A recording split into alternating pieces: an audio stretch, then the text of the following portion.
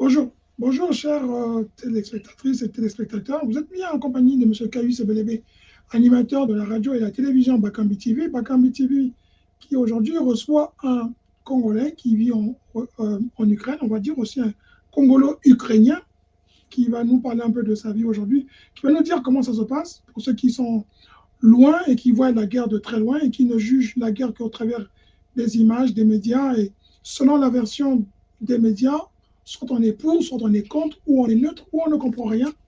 On espère que M. Ludovic Mwanda va nous dire exactement, sans être partisan, en tout cas, il va nous donner ce qu'il lui, il vit et ce qui se passe. Alors, M. Ludovic Mwanda, merci d'avoir accepté, en tout cas, vraiment dans les conditions difficiles que vous vivez aujourd'hui. La guerre en Ukraine, ce n'est pas facile. Nous, on la voit de loin. Je vous remercie pour votre disponibilité. Je vais vous poser une question qui va paraître pas très correcte, entre guillemets. Comment allez-vous malgré la guerre? Bon, je voudrais d'abord vous remercier, monsieur Belébé, du fait que, donc, vous avez pu me donner cette opportunité d'un peu de partager avec vos téléspectateurs et téléspectatrices, nos frères, nos compatriotes congolais et africains, Oui. de ce que nous vivons ces derniers 58 jours, 58 jours de guerre. Donc, vraiment, bon, je vous remercie pour cette opportunité. Comment on vit? Ben, c'est-à-dire quand on arrive à des situations pareilles, ce qui est difficile, je pense, c'est la première semaine, ou bien les premiers 3 ou bien 4 jours. C'est vrai que les Oui. premiers 4 jours, c'est difficile. Vous avez peur. Tu te dis que est-ce que tu vas te réveiller? Est-ce qu'il faut dormir? Qu'est-ce qu'il faut faire? Tu dois penser, est-ce que j'ai fait énormément de réserves? Peut-être qu'il fallait prendre beaucoup de pain, peut-être qu'il fallait prendre beaucoup de viande. Bon, tu ne sais pas quand tu vas prendre la viande. Est-ce qu'il y aura l'électricité? Donc, c'est tout ça, il fallait s'adapter par rapport aux événements, par rapport à la situation. Oui. Donc, vraiment, il faut vraiment blinder le moral. Hein.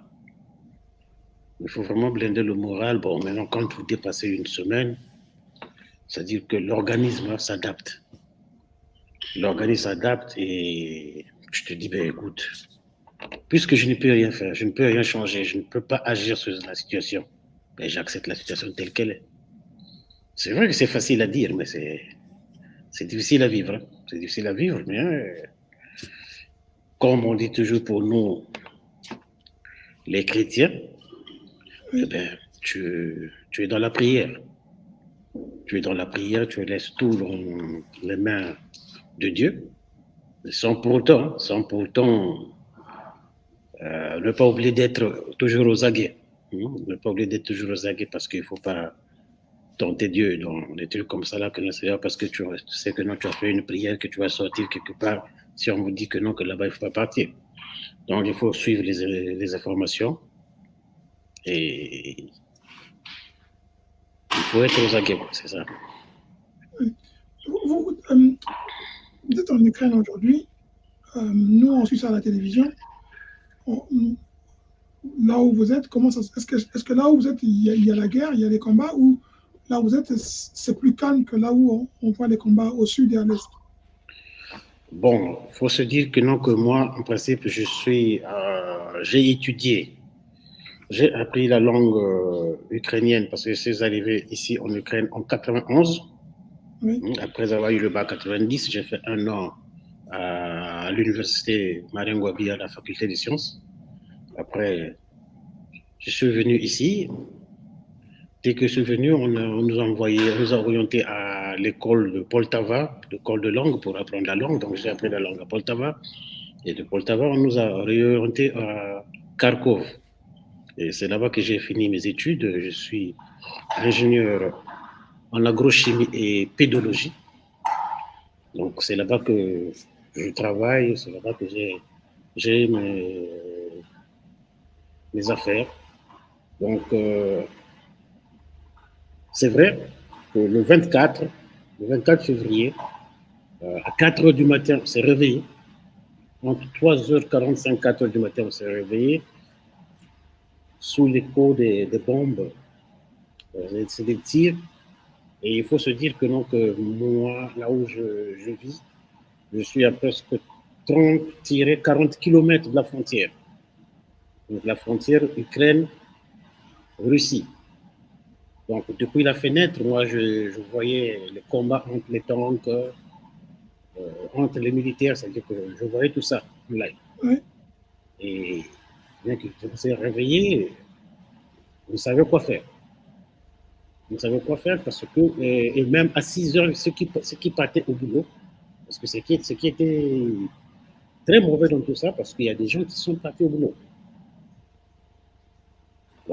Bon, les gens qui sont loin, parce que nous, on était proche de la frontière, mais ceux qui étaient, par exemple, au centre, pour eux, ils disaient que non, parce qu'il y a la guerre depuis 2014. Il y a la guerre au Donbass. Et le Donbass n'est pas. Le Donbass, il y a quelque chose à 250 ou 300 km de nous. Donc, Donetsk et Lugansk. Et on se disait que non, c'est peut-être des échos. Parce que dès le départ, ils n'avaient pas encore commencé à lancer les missiles balistiques, les roquettes, les raquettes, ni l'aviation. Donc c'était seulement un combat entre les militaires, entre eux, entre les soldats. Il y a des gens qui sont partis au boulot. Ils arrivent au travail, on leur dit que non, mais il y a la guerre. Et ils revenaient. Donc heureusement que les premiers 4 jours, si la Russie avait utilisé l'aviation, ben, il devait y avoir vraiment beaucoup de morts. Il devait y avoir vraiment beaucoup de morts. Donc, c'était vraiment difficile à vivre. Il fallait voir ce qu'il faut faire. Vers 8h, vers 9h, j'ai eu des appels de mes compatriotes.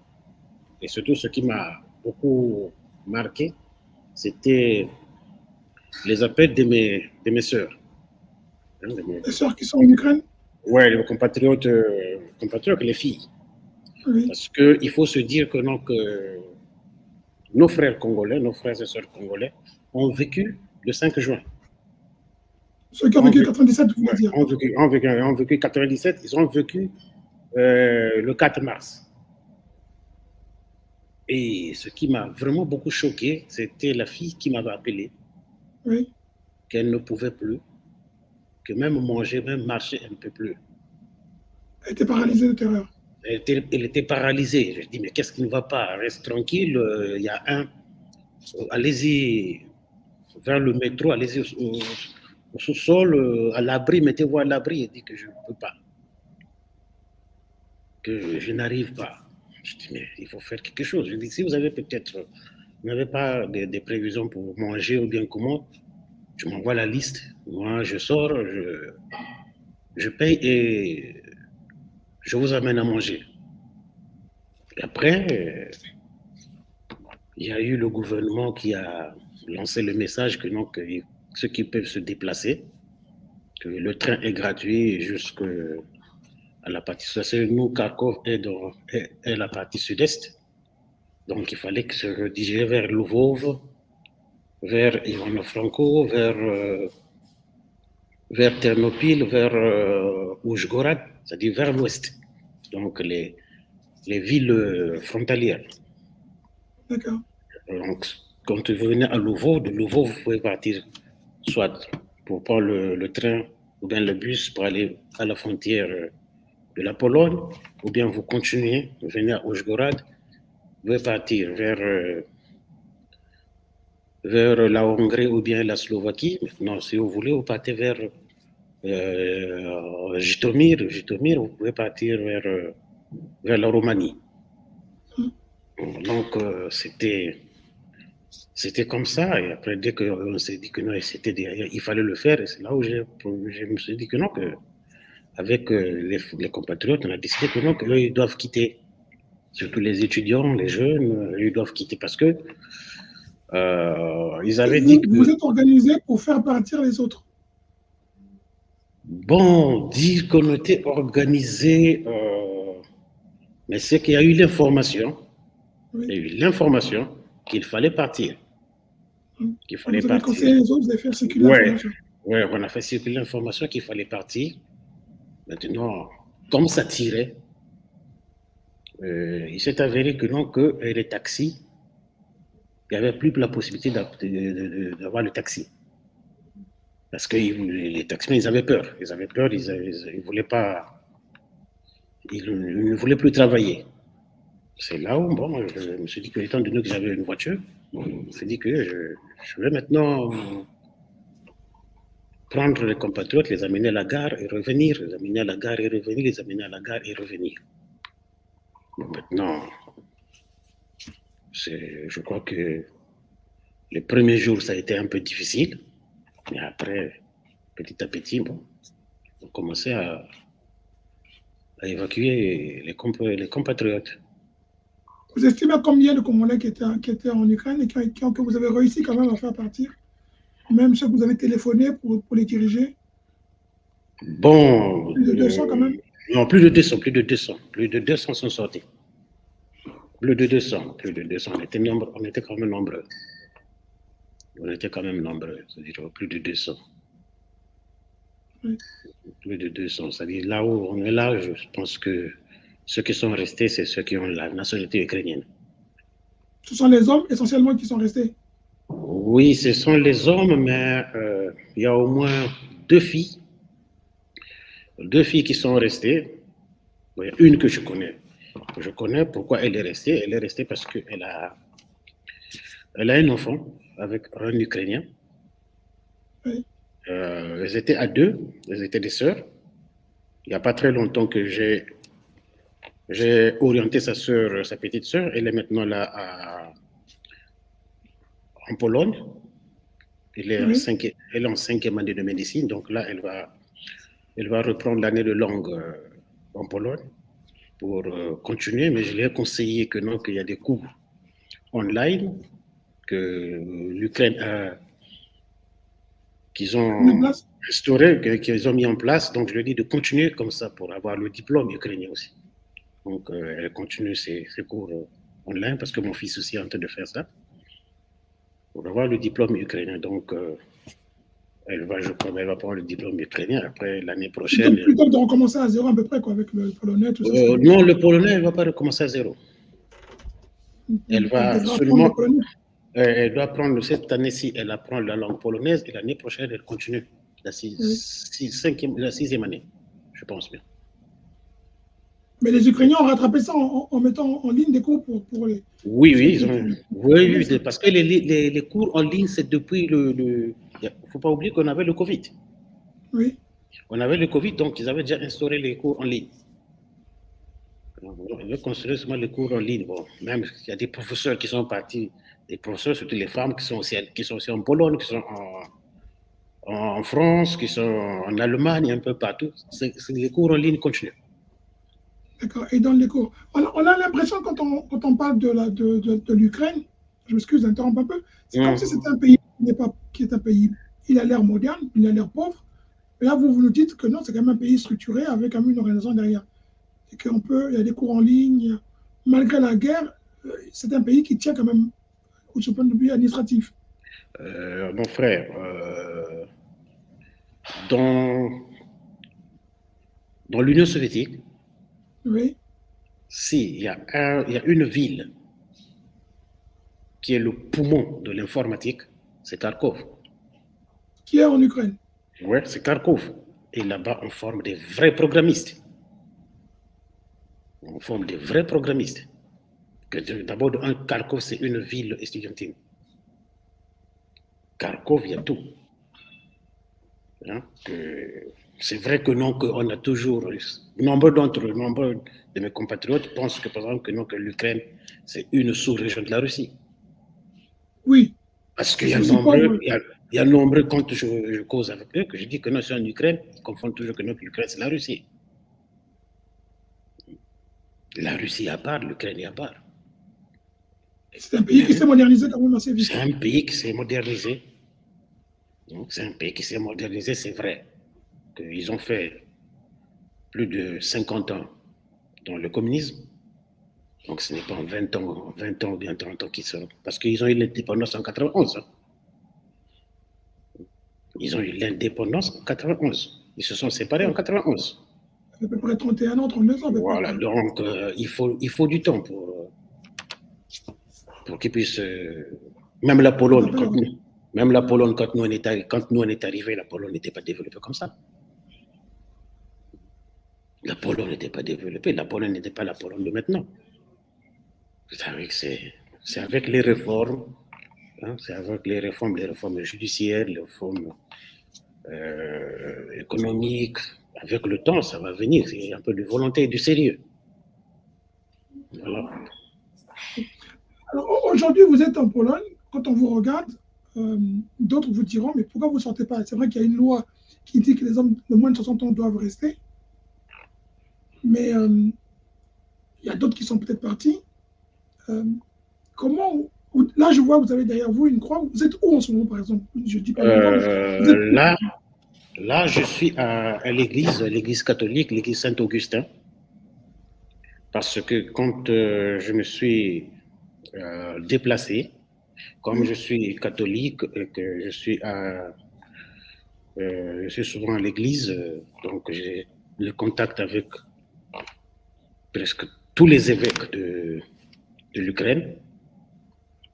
Donc, même à Kharkov, quand ça a commencé le premier jour, le curé de notre paroisse Saint-Vincent de Paul, il avait regroupé tous les enfants, étant donné qu'ils avaient déjà aménagé le sous-sol. Donc là où les enfants ils avaient aménagé tous les enfants là-bas. Là. Et quand ça commençait à tirer, il s'est posé un problème. On ne pouvait plus leur amener du pain, on ne pouvait plus leur amener à manger.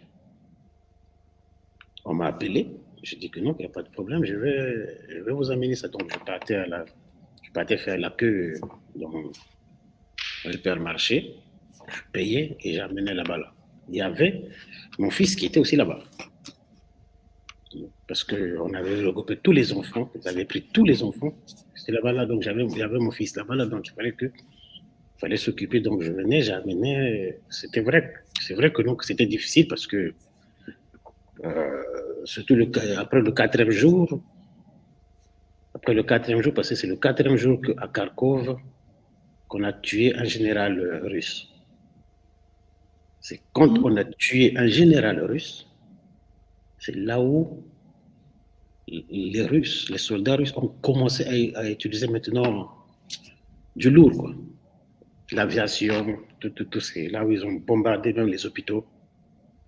Et c'était devenu vraiment très, très, très difficile. C'était devenu vraiment très, très, très difficile. Donc, j'amène. Vous êtes dans une église qui vous abrite. Quand on entend ce que vous dites, que vous êtes abrité par une église, qu'elle soit catholique ou pas catholique, en tout cas une église catholique qui vous abrite, et que vous parlez que les prêtres se sont mis au service de la population, oui. Je vais évoquer un sujet que tout le monde évoque. Il y a du racisme, il y a une ségrégation, il y a une sélection, il y a une séparation des minorités avec la minorité blanche majoritaire. Est-ce que vous le vivez ou comme partout ailleurs, il y a des gens qui sont pas intelligents, il y a des gens qui sont méchants et c'est la vie un peu dans le monde entier? Bon, mon frère,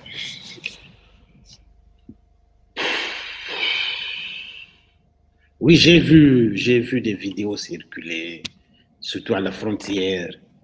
Les gens ont parlé de ceci, cela.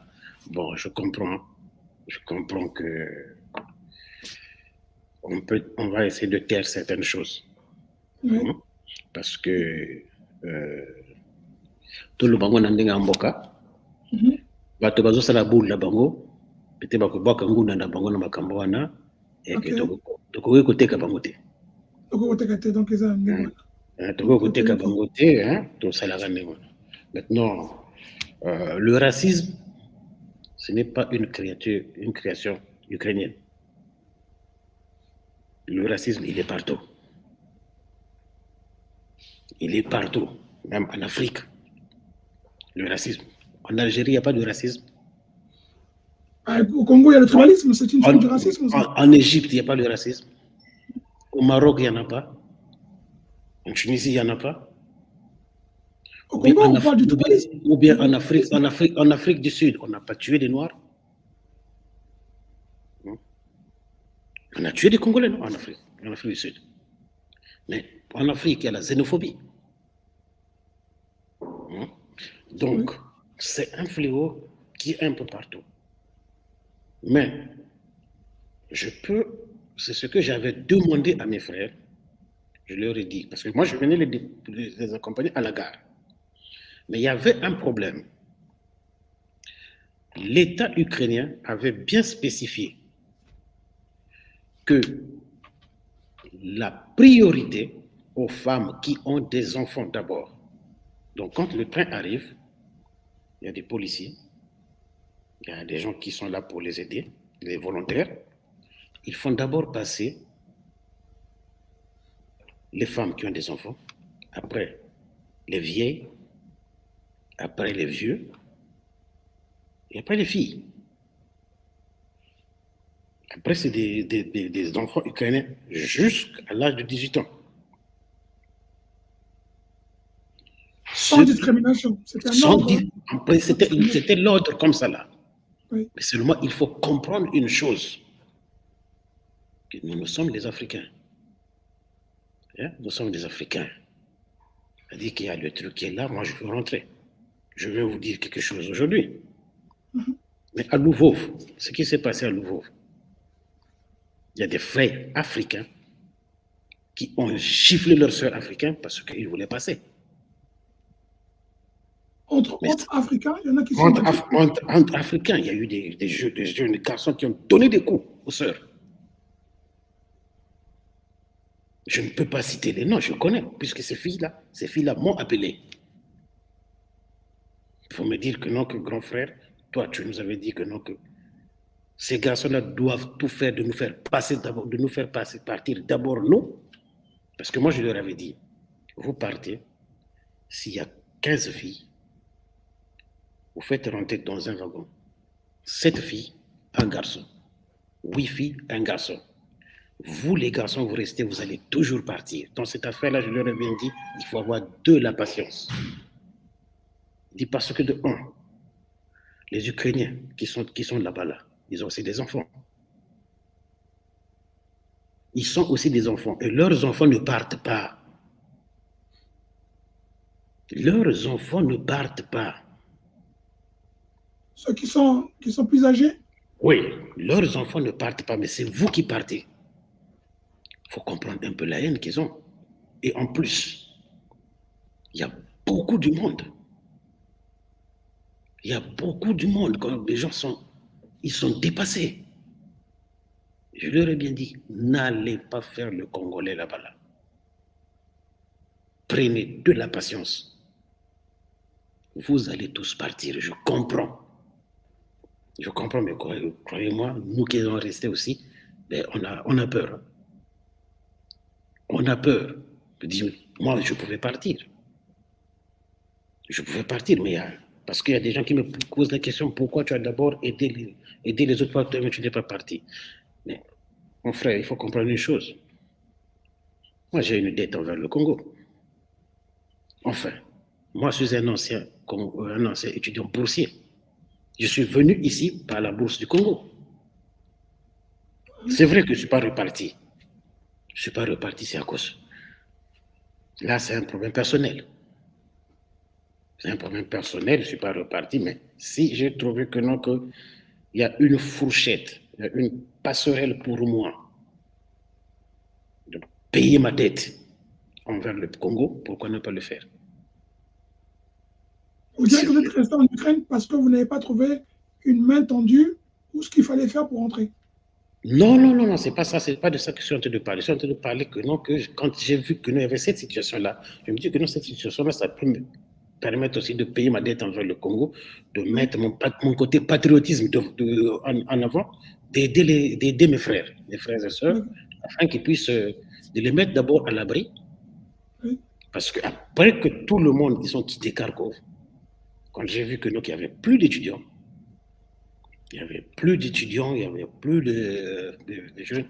C'est en ce moment-là, il me dit que non, que je peux maintenant mettre ma famille à l'abri. Et c'est à ce moment-là que j'ai quitté Kharkov. Donc, c'est ça que, donc, pour revenir au problème du racisme, ça arrive. Hein, ça arrive, c'est comme dans n'importe quelle famille. C'est comme dans n'importe quelle famille, nous tous, on ne peut pas être identiques. Donc, c'est des choses qui arrivent. Mais c'est un problème seulement qu'il fallait être patient. Le problème est que, moi, je ne sais pas, mais il n'y a pas quelqu'un qu'on a arrêté ou bien qu'on a mis en prison à la frontière. Tous y sont passés. Tous y sont passés. C'est-à-dire que c'est après, je crois bien, les gens qui sont sortis après 5 ou bien une semaine après, c'est là où on a commencé à m'expliquer réellement qu'est-ce qui se passait à la frontière. Parce que le problème, c'est quoi? Ce problème, c'était beaucoup plus à la frontière de la Pologne, parce que là-bas, il y avait beaucoup de monde. Et j'ai demandé à mes frères que là-bas, il y a beaucoup de monde, passer par la Hongrie ou bien passer par la Slovaquie, parce que là-bas, il y a moins de gens. Bon, je comprends. C'était pas plus loin que d'aller par la Pologne, que c'était plus proche ou plus loin? C'est pareil? Mais c'est pas un problème du fait que c'est loin, puisque c'est gratuit. D'accord.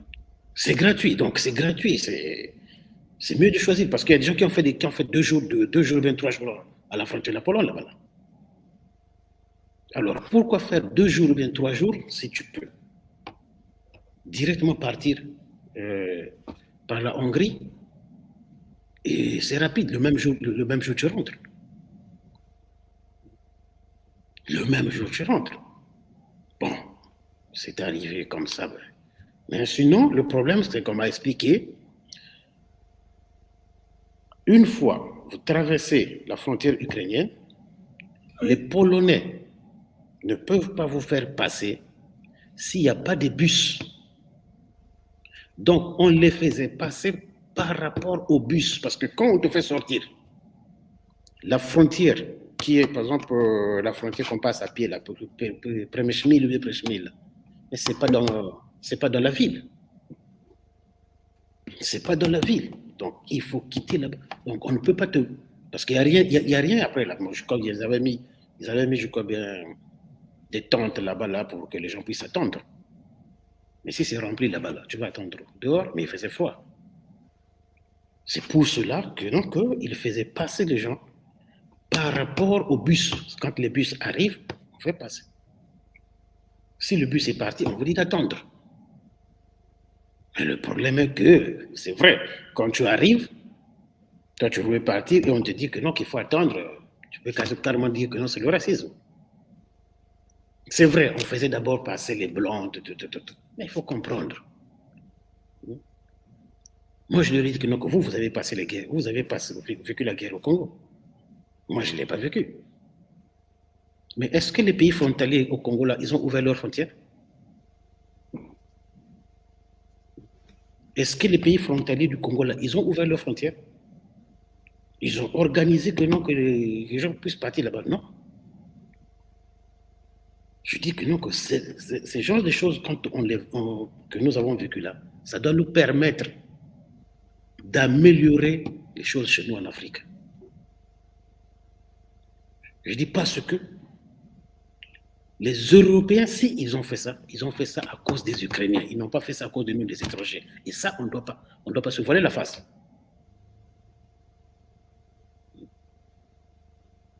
S'il y avait une possibilité de prendre les étrangers là, de les mettre de côté, hein, de les mettre de côté, ils nous mettaient tous de côté.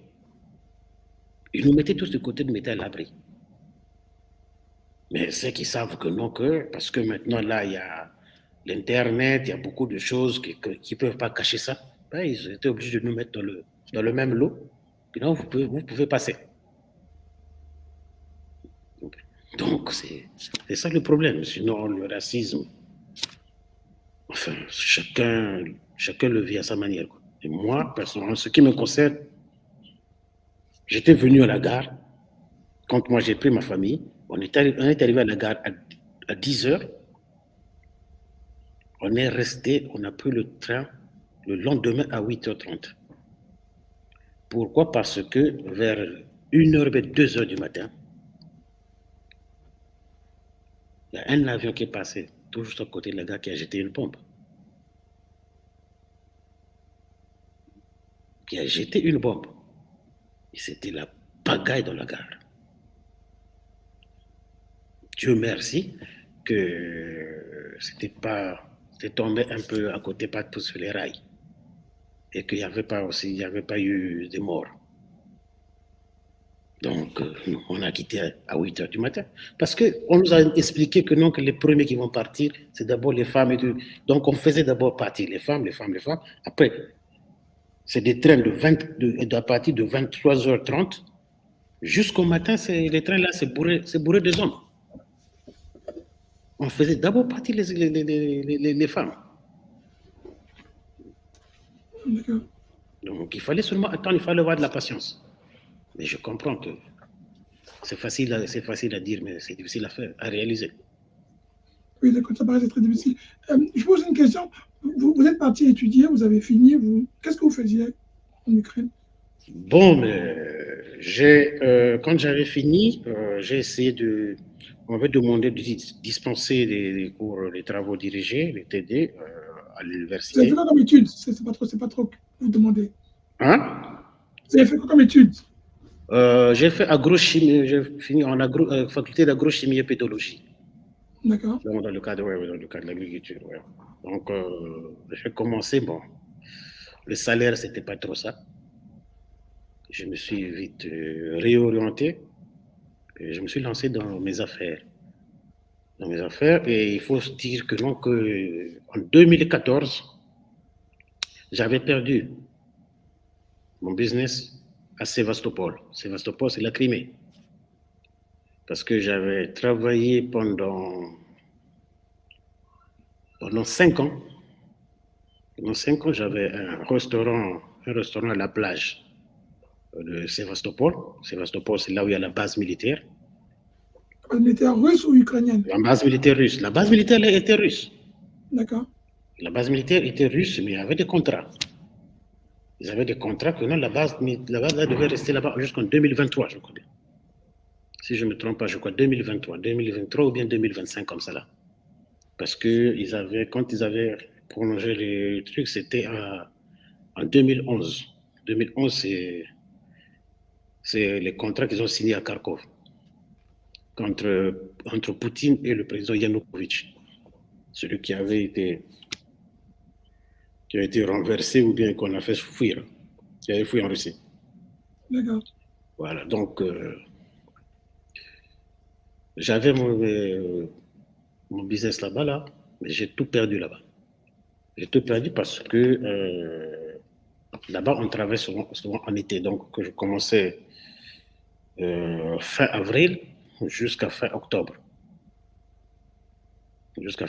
Après, on fermait, parce qu'en hiver, là-bas, il n'y a rien à faire là-bas.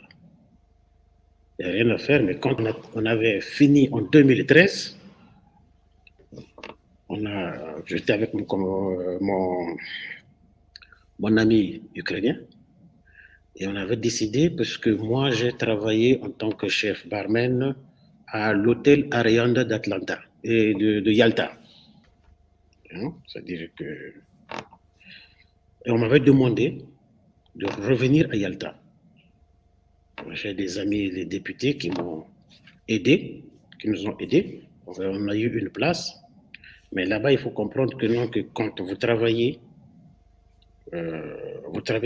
pendant peut-être 5 ou 6 mois, et vous payez toute l'année.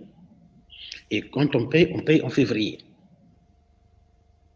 Et nous, on est parti là-bas, on a tout payé le 10 février. Donc le 10 février, on a payé pour la place de Yalta. On est venu à Sébastopol, on a payé la place là où on était là, et on a payé une place au centre. Parce qu'on voulait maintenant rester à Sébastopol et s'installer. Voilà. On restait là-bas et s'installer, on voulait même payer des maisons là-bas. Là.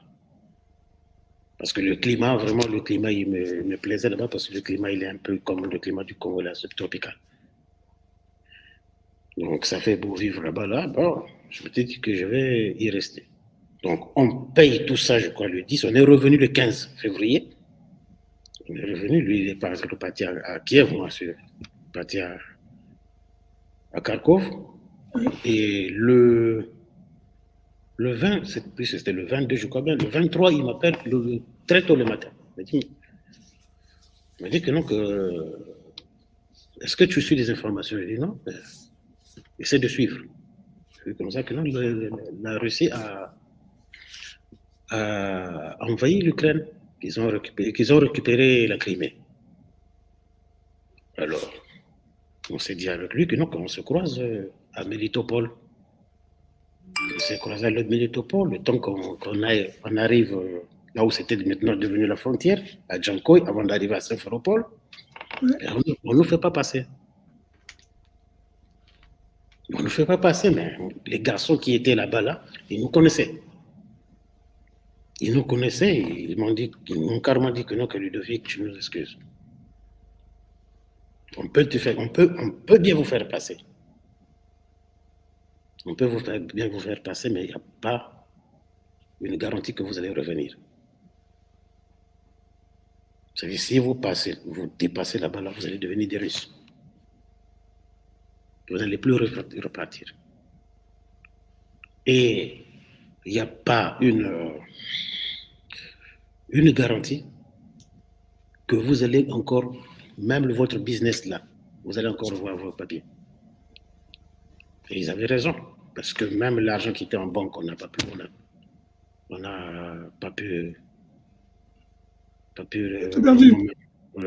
a tout perdu. Et c'est ça qui avait fait que non, comme mon ami, une semaine après, s'était tiré une balle. Il est mort? Oui. Parce que vous avez trop investi? Mais oui. Oh là là. Il s'était tiré une balle, perd son âme, Kolia. Et c'est comme ça. Donc, pour moi, c'est quelque chose que j'ai déjà vécu. Bon. Je fais avec. Je fais avec. Je me dis que non, que peut-être que dans l'avenir, quelque chose va encore revenir. L'essentiel que je puisse être en vie. L'essentiel que je puisse être en vie, que j'ai encore mes deux pieds, j'ai mes deux bras, j'ai encore ma tête. On verra. On verra, donc on va toujours chercher à s'en sortir. Vous avez un moral d'acier. Vous avez vécu beaucoup d'épreuves, donc vous avez appris à philosopher, comme on dit dans la vie. Bon, faut dire que non, que j'ai beaucoup vécu, j'ai beaucoup contacté mes grands-parents. J'ai beaucoup contacté mes grands-parents, mes grandes-mères, mes oncles, dans le village, et ils m'ont beaucoup appris. Hein. Ils m'ont beaucoup appris. C'est-à-dire que si je ne peux pas changer quelque chose, mais pourquoi je vais me lamenter? Pourquoi je vais me prendre la tête? C'est vrai que non, que je dois prendre mes précautions, mais je fais profil bas. Quoi. Je laisse venir les choses. À tout moment, on va essayer d'améliorer tout parce que je vais être là à me lamenter, je vais avoir... Les cellules nerveuses, ça se reproduit pas facilement. Hein? Donc, quand tu vas t'énerver, tu vas te faire du mal à ton propre organisme. Après, tu auras les maux d'estomac et tout ça. Bien c'est la tension, bien c'est quoi. Bon. On est là, on reste tranquille. On dit que ce qui est important, qu'on puisse être en vie. Le reste, ça viendra. Le reste, ça viendra. Mais ce qui est important, c'est d'être en vie. Vous avez comment dire ça? On ne sait pas où on va aller. On n'a peut-être pas abordé le volet politique, mais on a l'impression que les personnes ne veulent négocier. On est dans la surenchère de qui va donner plus d'armes, qui va donner plus de munitions, qui va baisser les bras. Et les populations, elles souffrent, elles sont prises dans un piège. Est-ce qu'aujourd'hui, on a perdu un peu la sagesse? On est rentré dans une période. Ceux qui lisent la Bible pense que c'est la fin du monde et qu'on va aller à Magandéan, ça va exploser. Vous qui êtes sur le terrain, est-ce que vous sentez une volonté de négocier, de pouvoir enlever cet orgueil, ce patriotisme qui peut faire que ce n'est pas de perdre sa face que de négocier avec l'adversaire pour dire, bon, est-ce qu'on peut s'asseoir à table et puis arrêter tout ça? Bon, c'est un jeu des échecs. C'est un jeu des échecs. C'est un jeu des échecs, mais seulement, je ne dirais pas un jeu des échecs, mais ça, c'est du poker. Hein? C'est du poker, c'est-à-dire qui sait très bien bluffer là. C'est vrai que c'est très difficile parce que ils ont poussé très très très loin l'orgueil. Ils ont poussé très très très loin l'orgueil et les deux côtés, les deux côtés. Bien sûr. Oui. Les deux côtés. Et je me dirais que non, que par exemple, le président actuel de l'Ukraine, moi je le comprends, Parce que depuis son intronisation, les gens ne l'ont jamais pris au sérieux. J'entends souvent dire que non, que c'est un comédien, que c'est un Tintin, c'est un ceci. Mais quand tu traites quelqu'un de cette manière-là, pourquoi tu vas encore causer avec lui? Quand tu traites quelqu'un de cette manière, pourquoi tu vas encore causer avec lui? Parce que j'ai toujours dit, et je le répète, les revendications de Poutine sont compréhensibles. Que non, l'OTAN arrive, l'OTAN fait ceci, l'OTAN fait cela, l'OTAN fait cela. Mais attention, il y avait une bataille, deux systèmes. Le système soviétique, de l'Union soviétique, et le système capitaliste. Qui était le plus fin? Qui va faire tomber l'autre? Mais si les Américains ont gagné la guerre froide, pourquoi leur demander encore que non, que vous avez gagné, mais ne faites pas ça, non.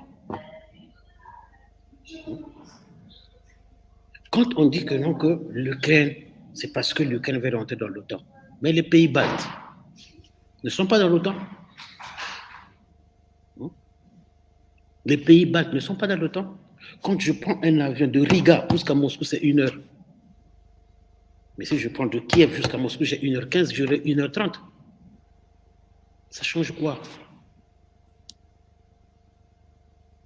Ça change quoi? Que non, que si l'Ukraine rentre dans l'OTAN, que les Américains vont poser leur base en Crimée. Enfin, mais lisez un peu les textes. Est-ce qu'un pays qui a des problèmes de frontières peut facilement rentrer dans l'OTAN? Si la Russie a annexé la Crimée, elle savait pourquoi. Parce que la Crimée constitue déjà un point pour que l'Ukraine ne puisse pas rentrer dans l'OTAN. Et Poutine le dit à tout moment. C'est peut-être parce que les gens ne comprennent pas le russe. Mais il a toujours parlé du 5e amendement. Il a toujours dit que non, que, admettons que si l'Ukraine rentre dans l'OTAN, c'est vrai que dans la constitution de l'Ukraine, le président sortant Poroshenko avait mis que l'Ukraine va récupérer la Crimée, soit par dialogue, soit par une guerre. Dans la Constitution, il y en a. Dans la Constitution, ce point-là, il y en a. Donc, c'est pour ça qu'il parle du 5e amendement, de 5e loi. Que si un pays de l'OTAN rentre en guerre avec un autre pays, automatiquement les autres vont rentrer. Ça veut dire que non, que vous pensez que non, la Russie peut rentrer en guerre avec l'OTAN. C'est là où il parle souvent de tout son arsenal. Donc, il pouvait tout simplement garder la Crimée et garder les deux petites parties de Donetsk et de Lugansk. C'est fini. L'Ukraine ne rentre pas dans l'OTAN. L'Ukraine ne rentre pas dans l'OTAN. Mais c'est qu'il est parti très loin. Il est parti très loin. Parce que, vous voyez, nous qui vivons ici, là, Oui. Si vous avez des amis en Angleterre, là-bas, qui comprennent le russe, il faut leur demander de mettre une chaîne russe. La première chaîne, ou bien Rassia 1, ou bien Rassia 2, ou bien NTV. De suivre ça du matin jusqu'au soir, on ne parle que de l'Ukraine.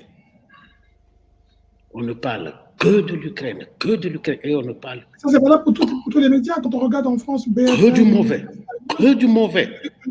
Hein? Oui. On ne parle que du mauvais. Alors, quand Poutine dit que l'Ukraine n'est pas un pays, que c'est des régions qui appartenaient, que Lvov la région Lvov là, appartenait aux Polonais, là où je suis là, où je gorade, que ça appartenait aux Hongrois, que ça là comme ça. Donc, que c'est pas un pays. Mais moi, avec le tout petit peu que j'ai appris d'ici là, moi je me pose une question.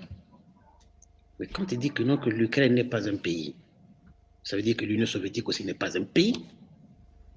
Parce que l'Union soviétique, l'Union soviétique, c'est quoi? URSS. C'est l'Union. Non, attends. Ok. Je viens. Que l'URSS, c'est l'Union des républiques soviétiques socialistes, les socialistes soviétiques. C'est l'Union des républiques. On fait l'union de quoi? Des républiques. Vous savez combien? Il y avait 15 républiques. C'est l'Union des républiques. Et là-bas, il y avait aussi le droit de sortir. Voilà pourquoi il y a eu cette conférence de Belavich en Bélarussie. Quand ils ont signé ça, Yeltsin, Kravchuk et l'autre, le président de la Bélarussie, pour sortir. Parce qu'ils ne sont pas sortis comme ça, ils se sont appelés. C'est-à-dire qu'il y avait des textes, qu'il y avait le droit de sortir. Mais cette union-là, c'était une union des républiques. Mais si l'Ukraine n'est pas un pays, donc l'Union soviétique, c'était pas un truc vrai. Donc ça veut dire que non, ils doivent remettre la coupe qu'ils avaient eue parce qu'il y avait des joueurs de Dynamo de Kiev dedans. Les Blokhine, les Belanov. C'est des Ukrainiens. Donc tout ce qu'ils ont eu, les Sergei Boubka là, on doit tout revoir. Tu comprends? Et, c'est-à-dire, ils sont partis même très loin dans l'histoire. Parce que je n'ai pas envie de trop rentrer là-bas. Là. Mais moi, je pose seulement une seule question. Oui. Pour les gens qui nous suivent, qu'ils nous disent, entre Kiev et Moscou, quelle est la ville la plus vieille? Et qui a baptisé Moscou? La reine Anne là, elle est la petite fille de qui? Elle est la petite fille de Yaroslav Moudry. Mais Yaroslav Moudry est ukrainien. Tu comprends? Quand je prends la Russie même, dans le gouvernement de la Russie, hein, c'est là où c'est incompréhensible. Il y a une femme qu'on appelle Matvienko, Natalia Matvienko. Son père, sa mère est d'ici là, de Khmelnytsk. C'est à 150 km de là où je suis. Même le milliardaire, le pro-russe, le garde pro-russe qu'on vient d'arrêter en Ukraine, la Medvedchuk, il n'est pas dans la zone, il n'est pas quelqu'un de la zone russophone. Il est un gars d'ici, de Lvov. Il y a son directeur de cabinet, Dimitri Kozak. Mais c'est un gars de Lvov. C'est-à-dire que quand tu comptes dans le gouvernement là-bas, là, tu vas voir qu'il y a des Ukrainiens. Il y a des Ukrainiens. Et quand on appelle le président actuel de l'Ukraine que c'est un fasciste, moi je me dis, mais là je tombe du ciel. Là. Le garçon là, il est né à Krivorok. Krivorok, c'est une ville à 80% russophone. Mais il est né des parents juifs. Maintenant, je me pose la question, comment un juif peut être un nazi? Comment un juif peut être un nazi? Enfin, moi, je veux qu'on puisse un peu m'expliquer ça. Depuis que cette guerre... Parce qu'il serait juif, il ne serait pas peut-être pas nazi, mais il ne serait pas raciste. Éric Zemmour est un juif et il est xénophobe. Bon, moi, je ne sais pas. Moi, je ne sais pas parce que moi, je l'ai contacté quand il n'était pas président. Quand il n'était pas président, je l'ai contacté. On a eu à faire des choses ensemble. Moi, en qualité de barman, on a fait des choses ensemble. Eux, ils faisaient leurs humours. Donc, on a fait des choses ensemble. Je n'ai jamais vu ces trucs-là. Parce que moi, je parle de moi. D'accord. Tu comprends? Moi, je n'ai jamais vu ces trucs-là. Tu vois, même quand il y avait la révolution, parce que quand on parle du racisme, de quoi là, je mets en défi ceux qui ont étudié en Russie et ceux qui ont étudié en Ukraine, qu'on compte le nombre de Congolais qu'on a tués en Union soviétique, on les a tués plus en Russie ou bien en Ukraine.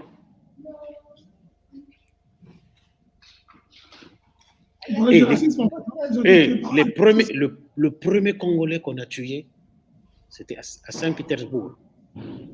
C'était au moment où Poutine, au moment où Poutine était le fils de Sabchak. Et c'est lui qui contrôlait les services secrets là-bas.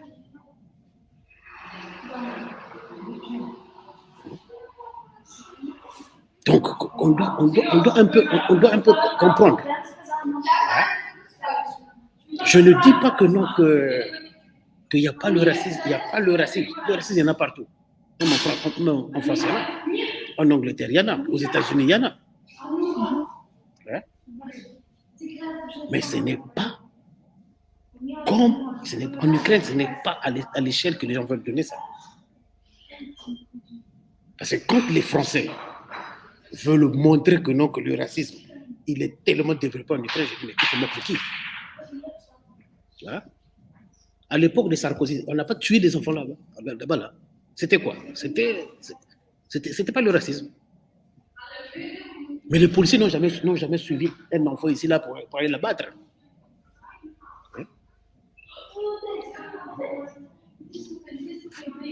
Pour nos anciens qui ont étudié ici, ils vont se rappeler de ça, que ici, on nous demandait les documents à tout moment. À tout moment. J'ai même un frère qui est au Canada, qui était revenu ici, on se baladait. C'est même nos petits là qui lui ont dit, mais grand frère, mais pourquoi tu te balades avec ton passeport? Il dit, mais non, mais on va... Les policiers vont peut-être nous demander, il dit que non, on ne demande plus ça ici. On était là, nombreux, les gens étaient là, les policiers ne demandaient même plus de documents. Moi, je lui ai dit que non, que tu prends ta bière, moi je prends ma bière, on va pas nous arrêter. Mais avant, tu ne pouvais pas le faire. Donc, c'est des problèmes comme ça. Je ne dis pas que non, ça n'existe pas. Oui. Hein? Ça existe, mais c'est pas c'est-à-dire comme on a voulu montrer ça, que non, que voilà, c'est comme ça, non. Il faut quand même reconnaître un peu aussi parfois le bienfait. Il faut quand même reconnaître qu'il faut aussi le bien faire. Je ne dis pas, je me dis que non, que les recommandations, c'est-à-dire que ce que demande Poutine, il a raison. Mais ça ne peut pas lui permettre. Moi, je me demande, hein, pourquoi c'est lui seulement qui attaque les autres? Quoi, la Géorgie, c'était aussi le racisme? Hein? En Géorgie, c'était aussi le racisme? Et ce que je trouve, moi, de bizarre, il a pris Abkhazia, en Géorgie. Il a pris une partie de Lugansk, une partie de Donetsk. Il a pris la Crimée. En 8 ans, qu'est-ce qu'il a fait de bon là-bas?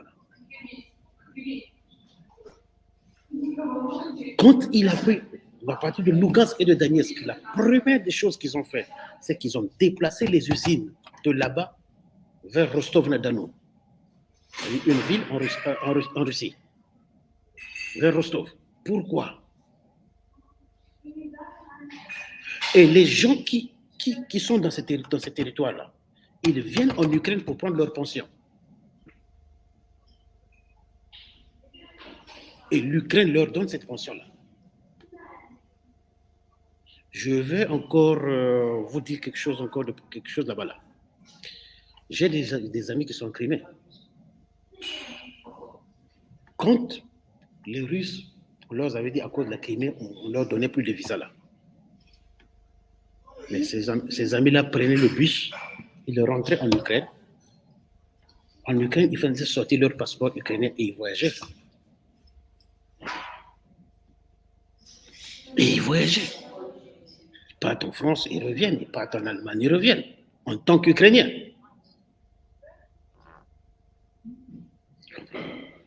Donc c'est pour ça que je dis que non, que c'est... Pour moi, c'est vrai. C'est des Slaves. Hein? C'est des Slaves, les Russes et les Ukrainiens, c'est des Slaves. Mais seulement, il y a une grande différence entre les Russes et les Ukrainiens. Les Russes et les Ukrainiens, c'est comme nous avec nos frères de la RDC. Il y a une différence entre nous. Il y a une différence entre nous.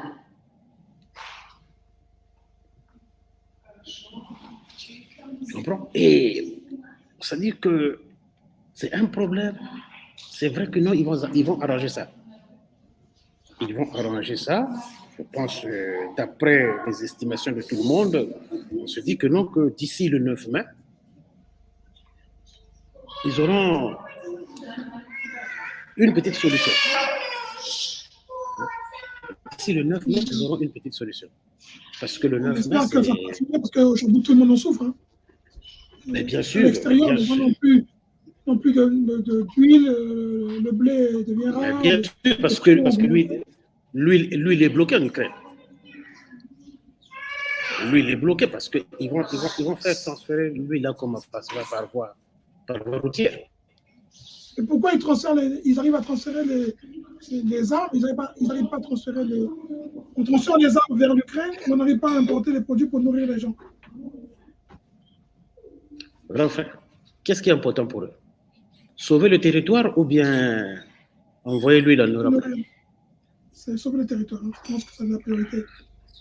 Donc c'est ça d'abord la priorité. Aujourd'hui, combien ils vont envoyer là en Europe?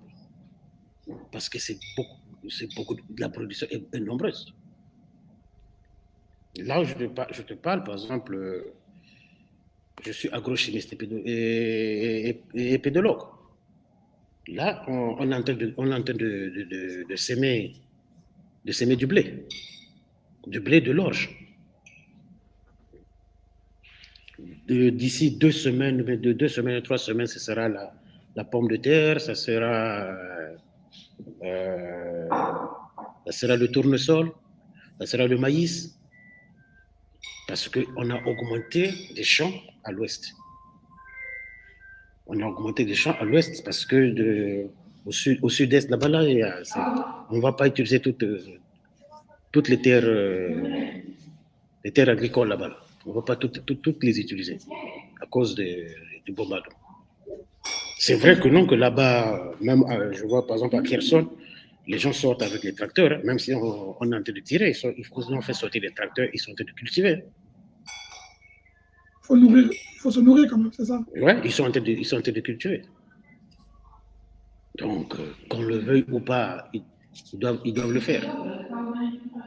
Ils doivent le faire. Seulement, c'est le problème qui est là parce que on ne peut pas utiliser le port d'Odessa, on ne peut pas utiliser le port de Ilychovsk, on ne peut pas utiliser le port de Nikolaev, on ne peut pas utiliser le port de Mariupol.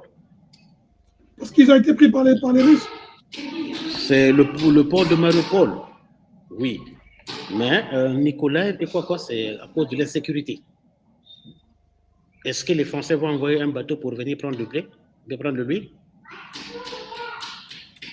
C'est le problème de l'insécurité.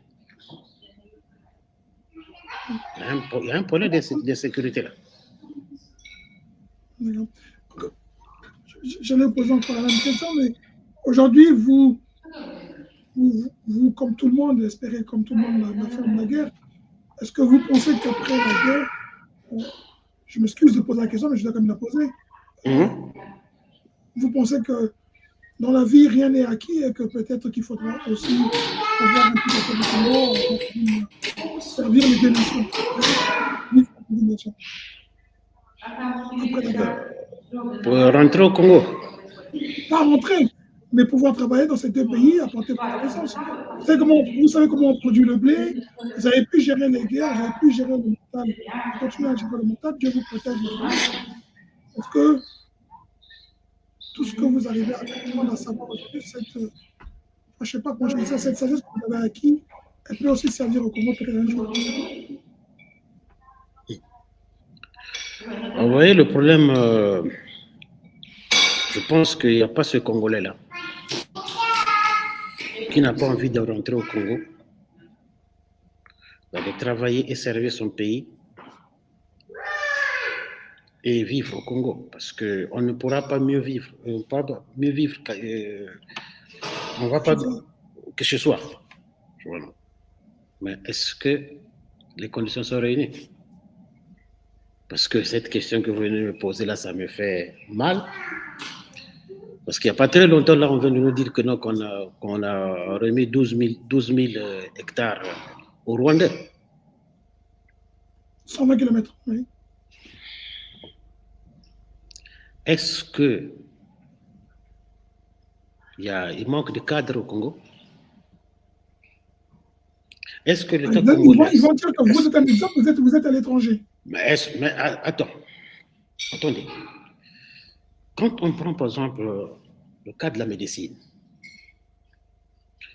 quelqu'un qui a étudié à l'étranger, oui. Tu fais la pratique à l'étranger, mais tu as tout à l'hôpital.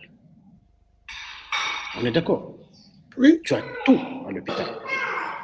Mais tu rentres au Congo, tu es docteur, on te fait rentrer de la salle, il n'y a rien.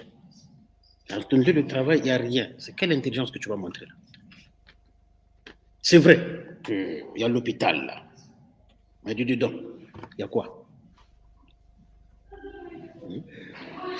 Moi, on me dit que non, qu'il faut venir travailler le sol. Mais ce n'est pas avec une houe. Ce n'est pas encore l'agriculture à l'étape rudimentaire que je vais aller faire. Si c'est à l'état rudimentaire, ne me demandez pas de faire quelque chose. Parce qu'il faut d'abord étudier ce sol-là. Il faut connaître ses propriétés physico-chimiques et biologiques. Il faut connaître la dimension des grains de sable. Il faut connaître quels sont les éléments chimiques qui sont dedans. Est-ce qu'il y a un taux élevé de calcium? Est-ce que la terre, comme elle est ferrolitique, qu'est-ce qu'on peut faire pour faire que le processus du lessivage puisse ne pas trop agir? Et à quel moment amener des éléments nutritifs tels que de l'urée? À quel moment, ça dit quel est l'engrais qu'on va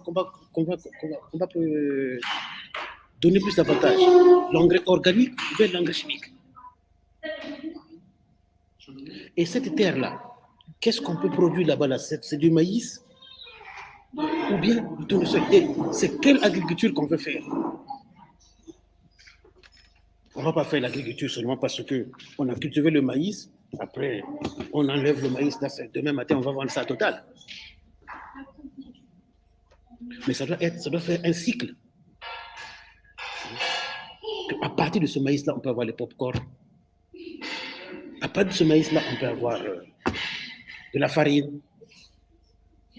Mais quand on coupe le maïs là, mais les tiges qui restent là, on peut faire de la nourriture pour les betteraves, les bétails. Hein? Donc, il y a beaucoup de choses. C'est tout un champ. C'est toute une étude. C'est toute une étude. Est-ce qu'on peut nous mettre ces moyens-là?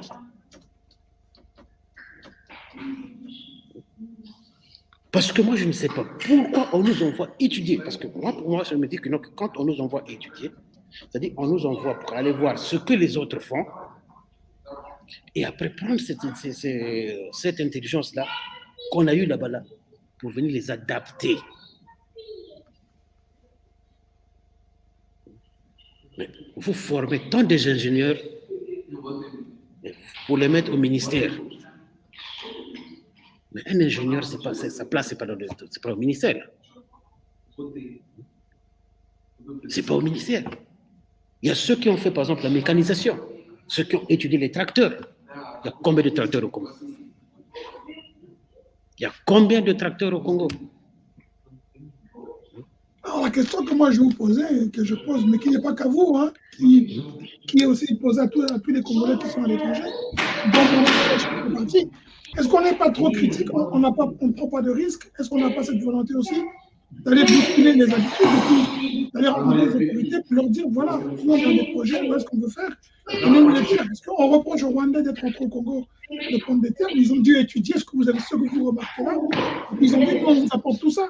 Est-ce que les Congolais sont allés voir les autorités pour dire, par exemple, vous pour dire, voilà, moi j'ai tel projet, j'ai besoin de tel financement pour réaliser ceci et cela, par exemple? Bon, c'est vrai que non, que les gens sont tellement, les gens s'arrêtent par exemple aux critiques. Oui.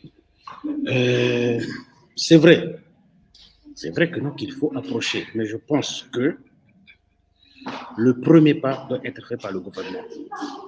Et s'il ne le fait pas, pourquoi on ne le fait pas? Non, le premier pas doit être fait par le gouvernement. Vous voyez, par exemple... Vous pensez que Zelensky, qui est aujourd'hui à la tête du pays, on est allé le chercher ou bien il s'est imposé? Zelensky était déjà au Congo, était déjà ici. Donc il est rentré, par exemple, ils sont rentrés ces gens-là, ils sont rentrés chez lui. Non, mais lui, il n'a jamais quitté, il a vécu ici. D'accord. Lui, il n'a jamais quitté. Hein? Il a vécu à Moscou. Non, il a vécu en Ukraine. Il est né à Krivorok. Krivorok, c'est une ville de l'Ukraine. Bon, raison de plus, il n'a pas quitté, malgré la souffrance, il s'est battu sur place. C'est parce qu'on nous reproche à nous, à Diaspora. On nous reproche cette facilité de dire que nous, on quitte le pays parce qu'il n'y a rien et puis on va en critique. Mais on propose quoi? Et on donne quoi? On propose quoi surtout concrètement? Moi, par exemple, je vais donner un exemple, Ludovic. Je suis assez moi, je suis parmi ceux qui sont critiques envers le Congo. Je suis aussi, j'espère qu'on peut être lucide un peu. Nous avons très peu proposé, à part qu'est-ce que nous proposons à ces gens-là. Ce n'est pas le projet qu'on met sur la table pour dire je vous ai suscité un dossier, mais je n'ai pas eu de réponse. Par exemple,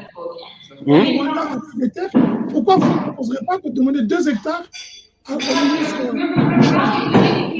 de business au Congo pour dire nous on veut 2 hectares?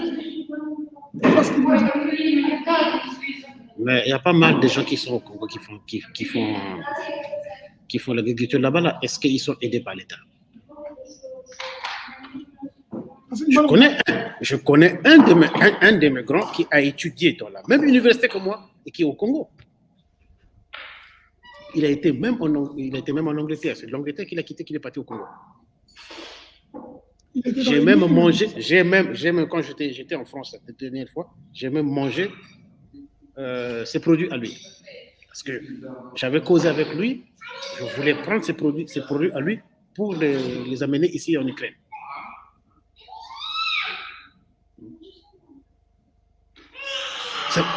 C'est pas ça qui manque.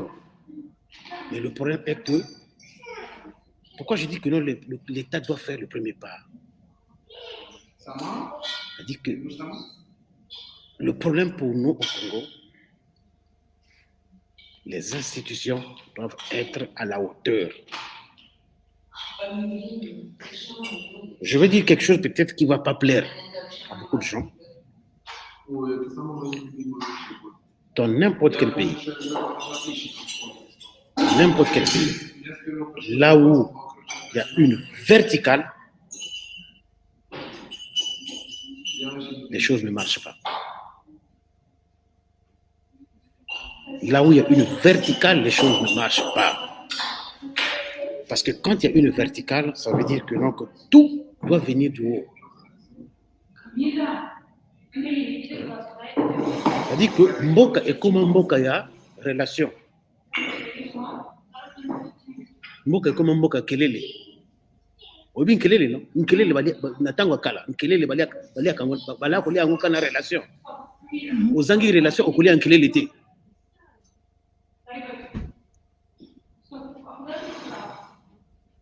C'est-à-dire que non, il faudrait prendre un cas très simple.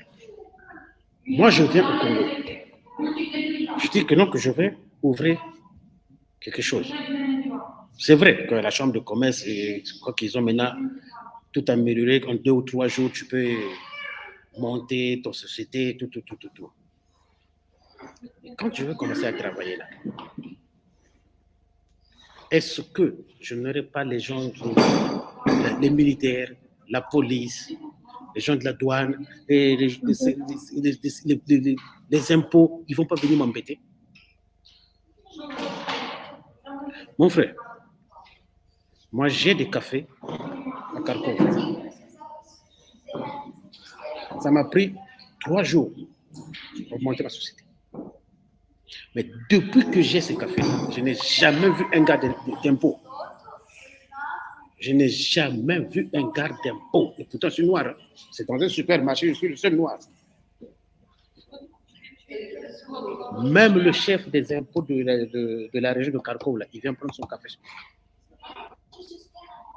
Un jour, il a demandé à ma femme. Il a seulement tenté de dire que non, que Ludovic a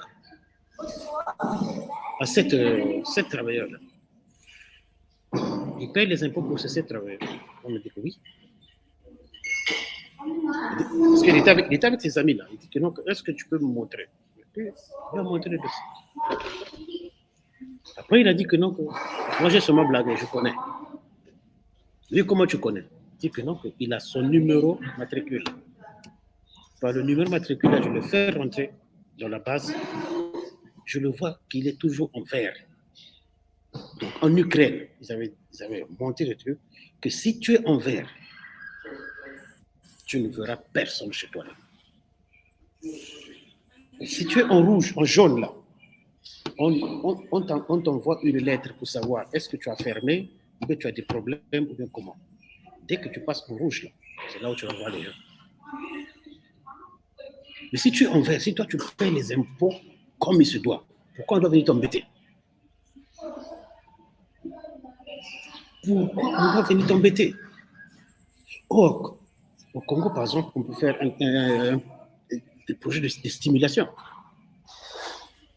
Si moi je viens, je monte une société, et que je prenne au travail, par exemple, 10 Congolais. Quand tu prends un Congolais, ça veut dire que c'est au moins 3 ou bien 4 personnes. Parce qu'il y a la femme, il y a au moins un enfant, 3 personnes. Donc, c'est 30 personnes que tu enlèves la charge de l'État. Et on peut te dire que non, que tu as par exemple 2 ans, tu ne payes pas le fisc, tu ne payes pas les impôts, tu ne payes pas. Et après, tu vas commencer à payer et t'exiger, toi, de payer par exemple la pension de ces gens-là, de mettre une somme pour la pension journalière chaque mois, quelque part. Le champ social, oui. Mais, ouais, c'est déjà social, mais ça sera une banque de l'État. Mais cette banque-là doit être garantie par l'État. Que ce n'est pas quelqu'un qui va venir là-bas dire que non, que la banque est tombée en faillite parce qu'il y a des milliards là-bas. Là. Parce qu'il faut stimuler les jeunes, il faut stimuler les Congolais afin qu'ils puissent revenir au Congo pour venir travailler.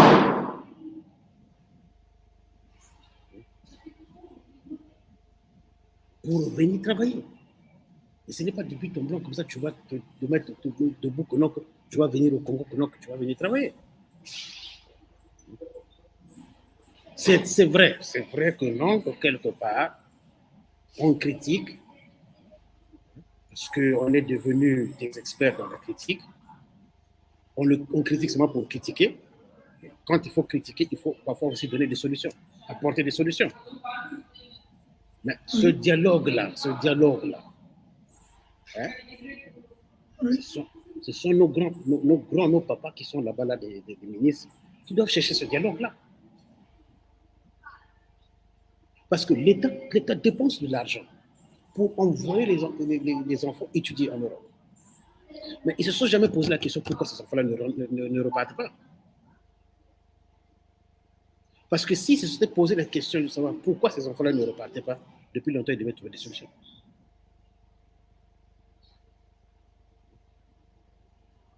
Parce que quand on t'envoie... Quand vous regardez en Ukraine, on a apporté des solutions. Est-ce que pour vous, aujourd'hui, l'Ukraine est gérée, je ne sais pas si le mot c'est géré, mais l'Ukraine a fait rentrer sa diaspora une bonne partie. En tout cas, ils ont cette liberté de partir et venir, d'entreprendre. En Ukraine? Oui, la diaspora ukrainienne. Mais il y a eu plus de 5 millions qui sont rentrés, mais là, c'est chaque jour, les Ukrainiens reviennent. Chaque jour, les Ukrainiens reviennent. Dès qu'on est en train de libérer une ville, il y a des gens qui reviennent. Chaque jour, les Ukrainiens reviennent. Et il y a des Ukrainiens, je sais que qui sont en France, ils travaillent, ils font le télétravail. Ils travaillent, ça continue de travailler. Sur ça, ils vont toujours revenir. Moi, j'aurais deux questions pour terminer parce qu'on a vraiment, je vous ai pris du temps. Oui, il n'y a pas de problème, deux questions. J'ai vu que les enfants sont derrière, il y a du bruit, c'est les enfants qui bougent, on s'occupe d'eux. Il y a quand même un minimum qui est maintenu pour que les enfants ne perdent pas le pied, comme on dit. Ils vont à l'école, les enfants? Il y a des écoles quand même? Là, ils font le cours online. Ils font des cours online, ils sont en train de donner des cours. Ouais. Ils font des cours online. Mais là, ils reviennent de la messe de 18h, de 19h. D'accord. Et vous, votre quotidien, c'est quoi aujourd'hui? Le quotidien, c'est quoi? Aujourd'hui, vous vous levez le matin, vous allez aider les gens à l'église, vous allez voir ce qu'il faut faire, vous allez un peu travailler un peu. Bon, moi, quand je me lève, comme je suis aussi membre de la Croix-Rouge, donc il y a au moins 2 ou 3 jours, je vais à la Croix-Rouge. On me demande qu'il faut.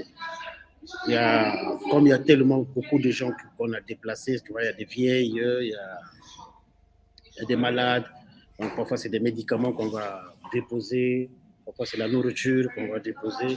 Bon, maintenant, en fonction de mon travail, je vais par exemple aider les agriculteurs s'ils ont besoin. Après, j'essaie un peu de trouver quelque chose un peu pour ne pas être trop. C'est-à-dire, j'essaie un peu de m'occuper, quoi. Hein, pour perdre le temps. Vous restez disponible pour la communauté? Bien sûr, parce que là, par exemple, je surveille, comme j'avais dit, qu'il y a une fille qui a un enfant qui ne veut pas.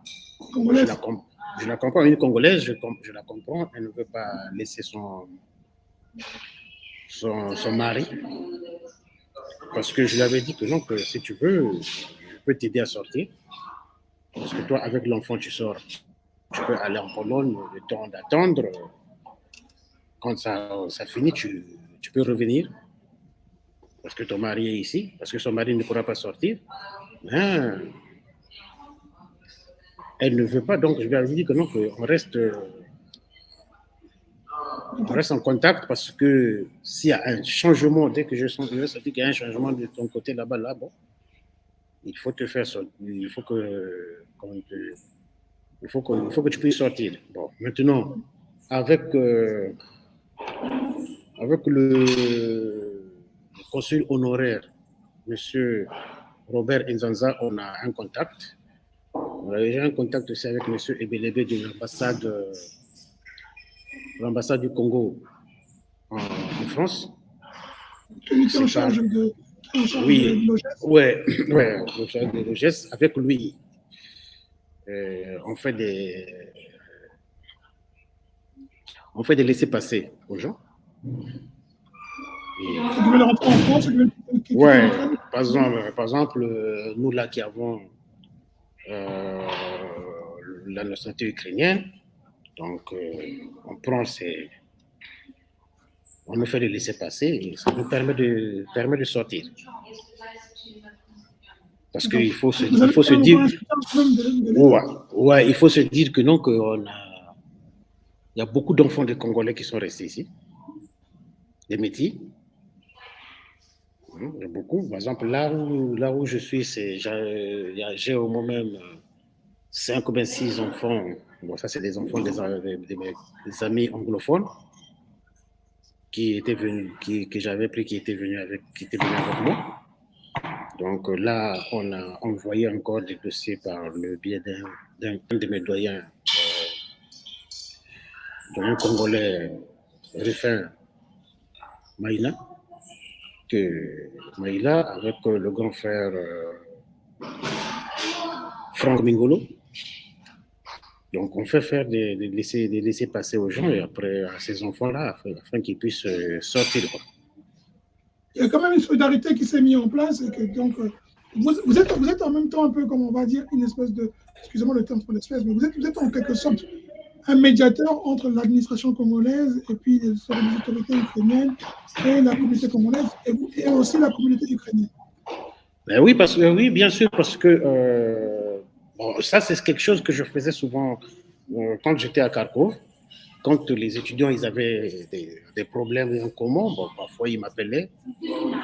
Si c'est à la police, à l'université, comment c'est quelqu'un qu'il faut amener à l'hôpital, ça, je le faisais sans problème. Donc, ce côté,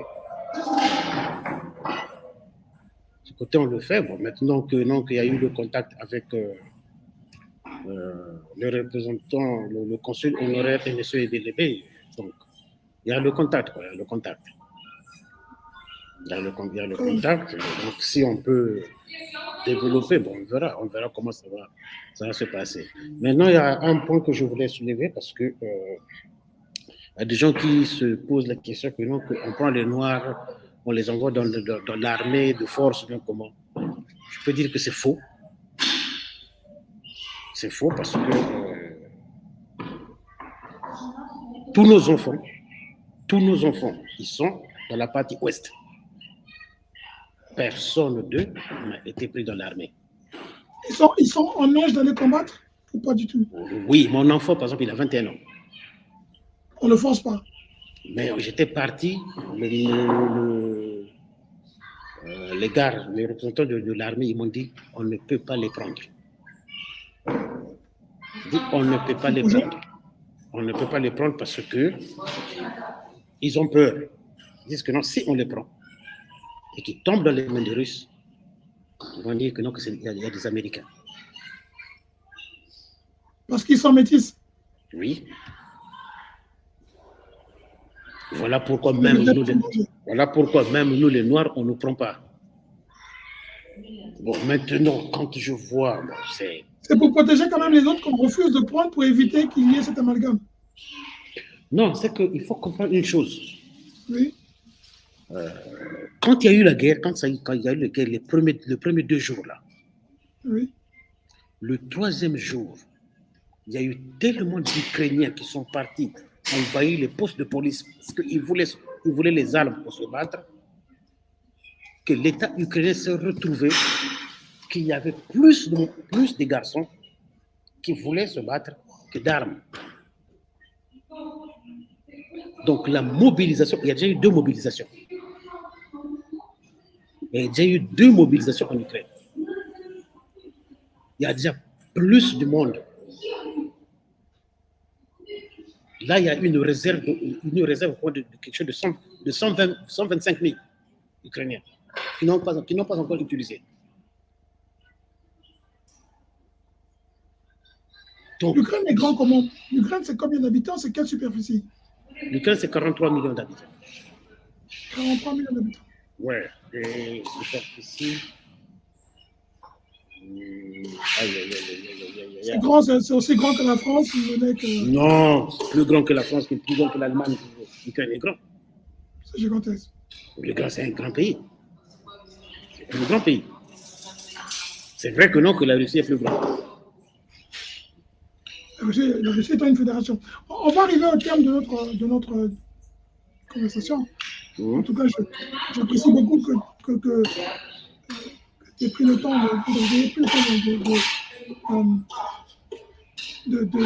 me parler. Moi je trouve que vous êtes très courageux de prendre le temps de parler malgré la pression et malgré la guerre. C'est incroyable parce qu'on la vit à distance. On a l'impression que chaque camp vend son image, mais il y a aussi là, on peut parler avec quelqu'un qui vit ça et qui peut dire ce que c'est la réalité. La guerre devra finir. La paix doit revenir. D'autres doivent revenir. Est-ce que vous pensez qu'aujourd'hui, les russophones qui sont aujourd'hui en Ukraine et les Ukrainiens peuvent redevenir un jour ou seront, après la guerre, comme avant, ils vont essayer ils vont cohabiter ensemble, ou alors ça va être très dur? C'est-à-dire que les russophones qui vivent ici en Ukraine. Oui. Mais déjà, je peux dire que non, que... Bon. Le 3e jour, quand j'étais parti pour aller faire des achats, quand j'étais dans le rond, il y avait des vieilles. Il y avait une vieille qui m'avait dit ceci. Elle m'a dit que si, moi, au départ, j'avais de l'estime envers le président russe, Poutine, à 80 ou 90%.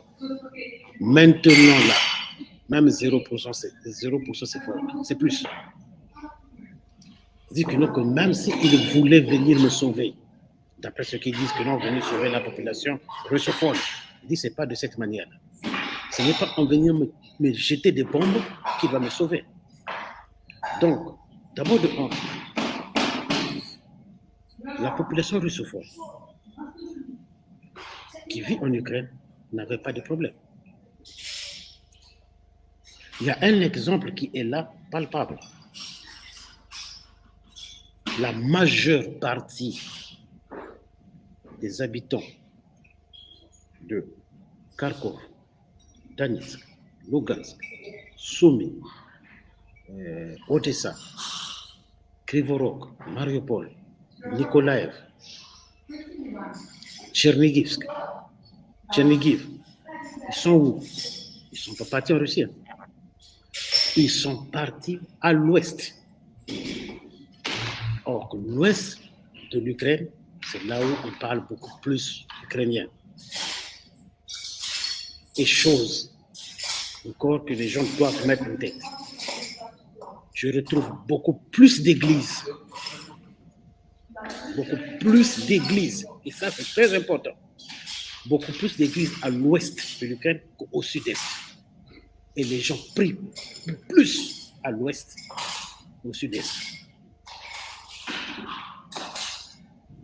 Là où je suis, la petite ville là où je suis là, mon frère, les gens d'ici m'ont dit que lors de la Première Guerre mondiale, lors de la Deuxième Guerre mondiale, il n'y avait jamais eu une bombe ici là. Que la guerre ne s'était pas passée ici. parce que c'est couvert par des montagnes, des trucs comme cela. Mais je pense que c'est aussi le fait que donc, ici, il pleut beaucoup. Donc, je ne vois pas quel est le problème qui peut être entre les russophones et les Ukrainiens. Il n'y a pas un problème. En tout cas, aujourd'hui, dans le monde, les Russes sont détestés. Je dis que non, que le président, l'actuel président... Les Russes sont détestés, hein. Les Russes sont pourchassés, sont interdits de sport, sont interdits de musique, on ne peut plus les voir, on les renvoie du travail. Oui, il faut faire le distinguo. Je voulais parler des Russes et des Ukrainiens. Oui. Oui, entre les Russes et les Ukrainiens, je pense qu'il faudrait du temps. Il faudrait du temps, mais je crois qu'avec le temps, ils pourront faire la distinction. Parce que même en Russie, il y a des gens, il y a des voix qui commencent à faire sortir, se faire entendre, ceux qui sont contre. Ceux qui sont contre cette guerre-là. Oui, il y a des gens, il y a ceux qui ont quitté la Russie. Il y a ceux qui ont quitté la Russie à cause de ça. Oui. Il y a ceux qui ont quitté la Russie à cause de ça, qui sont contre.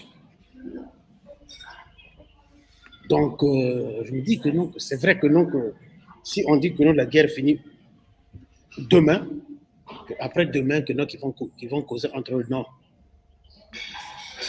Ça va faire peut-être 5. Et je pense que ça c'est leur réconciliation viendra après la mort de Poutine. Mais tant que Poutine sera là, il n'y aura pas de réconciliation.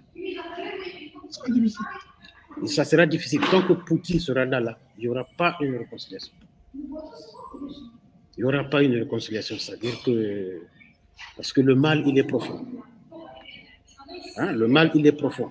Parce que je ne peux pas relater, c'est-à-dire que ce que, par exemple, moi j'ai vécu, je pense que nombreux ont vu, par exemple, ce qui s'est passé à Boutcha. Mais, par exemple, à Kharkov, quand j'étais à la gare, j'ai vu un monsieur qui était triste, alors que je savais que c'était un chirurgien, un grand chirurgien. Mais il était tellement triste que moi, je suis venu, je le connaissais, c'est un médecin, là où j'avais amené une fille, on avait soigné, qui était malade, et j'ai causé avec lui. Mais il m'a dit que le matin, que c'était c'était le 5 mars, parce que nous on a quitté le 6 mars, que le 5 mars, il est parti au boulot. Quand il est revenu, on a bombardé sa maison. Donc le gars a perdu sa femme et il a perdu ses 2 filles. Le gars était sans argent, il savait pas, il me dit que non, que je ne sais pas là où je veux partir. Il a appelé ses amis qui étaient en Pologne, ce sont ses amis qui lui ont dit que tu prends dans le train, tu viens à Varsovie.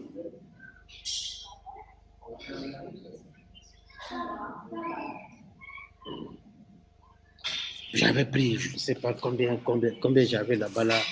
Je lui avais donné au moins pour qu'il puisse faire ce trajet-là. Maintenant, un gars comme ça, là, tu penses que demain, c'est que la guerre finit aujourd'hui, que c'est demain qu'il va aller saluer un Russe? Difficile. Ça serait difficile, c'est-à-dire que le mal est très profond. Le mal, il est très, très, très profond. Ce qui s'est passé à Boutcha, c'est vrai, parce que j'ai même peur que non, que si on va connaître la vérité de ce qui se passe à Mariupol, ça sera encore le pire. Il y a des vieilles mamans de 75 ans, de 80 ans qui ont été violées. Il y a des petites filles de 12 ans, de 13 ans qui ont été violées et sodomisées.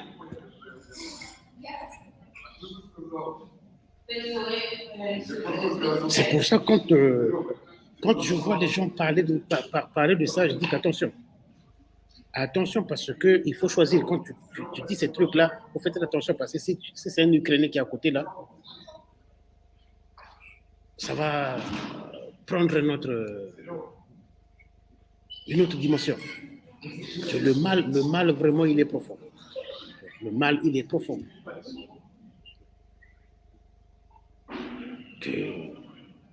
C'est-à-dire que c'est pas du jour au lendemain que non, qu'ils vont revenir ensemble. Il faut qu'il ait beaucoup de temps. Je ne dis pas que non, que les Américains ont raison, que l'Union européenne a raison, pourquoi. Mais le problème est que c'est deux peuples entre eux qui s'entretuent.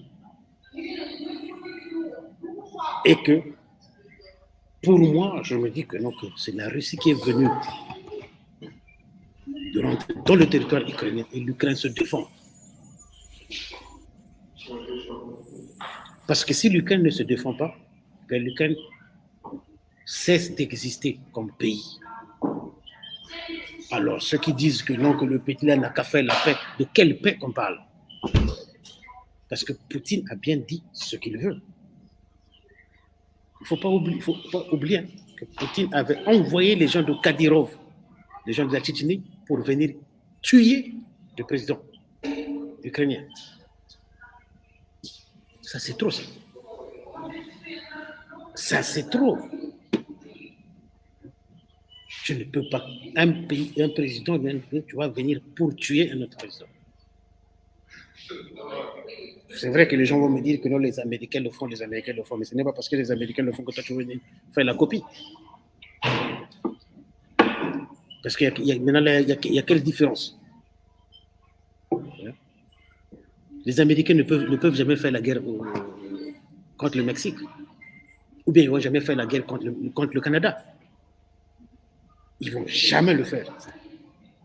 Et pourquoi lui, il fait la guerre à ses voisins?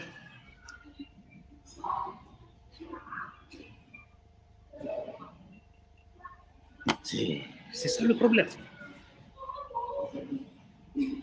C'est ça le problème. Donc les autres, ils sont dans leur territoire, ils défendent leur territoire.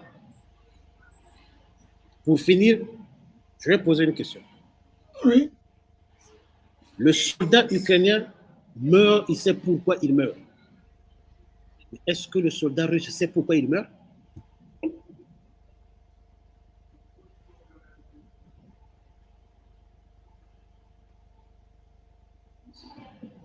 C'est une question, oui.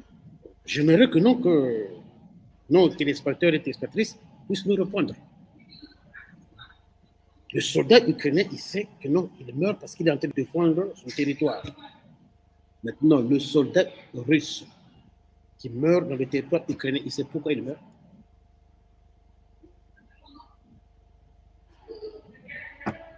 C'est ça le problème, parce qu'il ne faut pas oublier que Poutine a déjà changé les buts. Hein. Il avait 6 buts qu'il avait énumérés le 23 février. Et maintenant, là, il a changé. Hein. Maintenant, là, il a changé. Il les a réduits, ça veut dire que ces buts de la guerre n'étaient pas des buts précis. N'étaient pas des buts précis, n'étaient pas des buts justes. Quelque part, il a induit les gens dans l'erreur.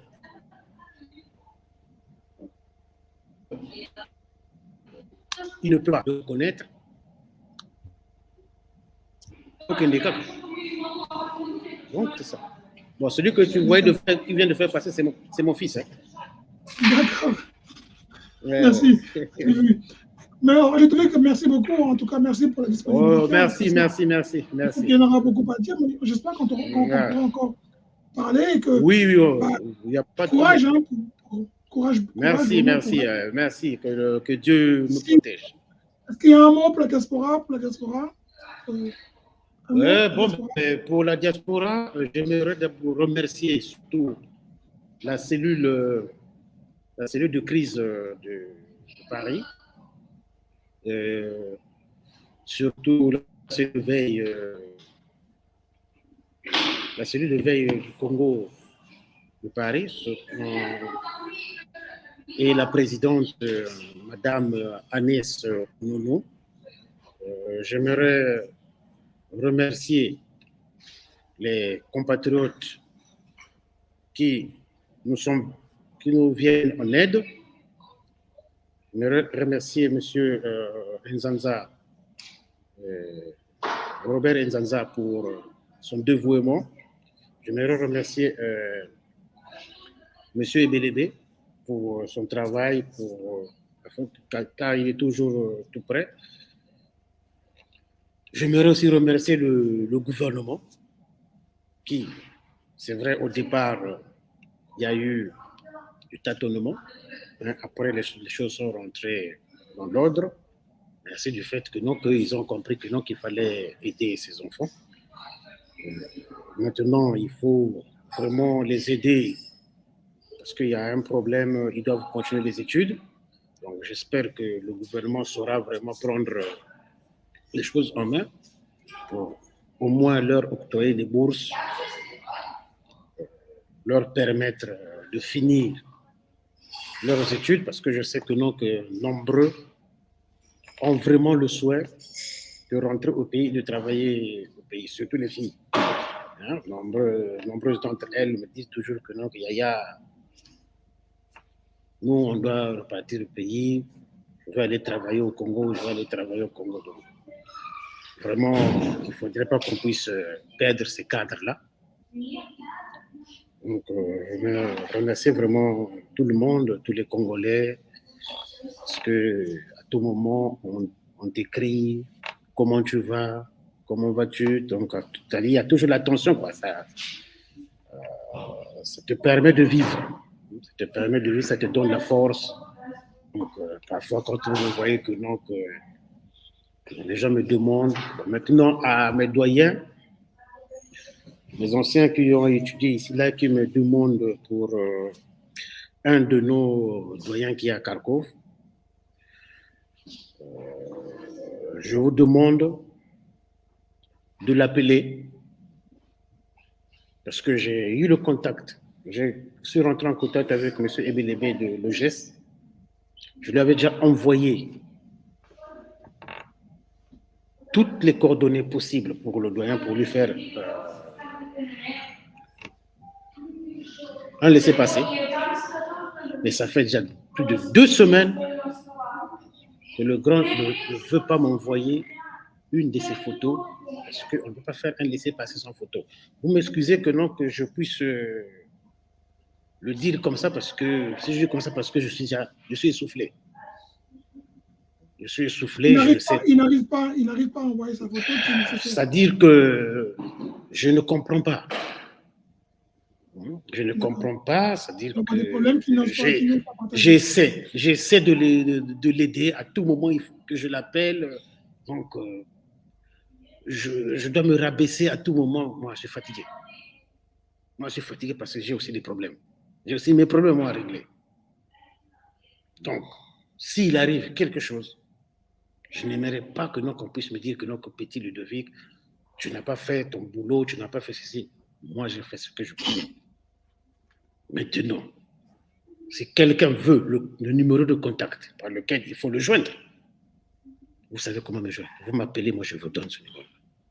Peut-être que vous, il va vous entendre. Peut-être que vous, il va vous comprendre. Moi, c'est pour ma dernière promotion. Vous étiez venu avant. Donc, entre vous, parce que je ne peux pas être là à tout moment à appeler, demander. Là, par exemple, là, je n'appelle pas le consul, je n'appelle pas M. Ebelebe, parce que je vais les appeler pour leur dire quoi. Je vais les appeler pour leur dire quoi.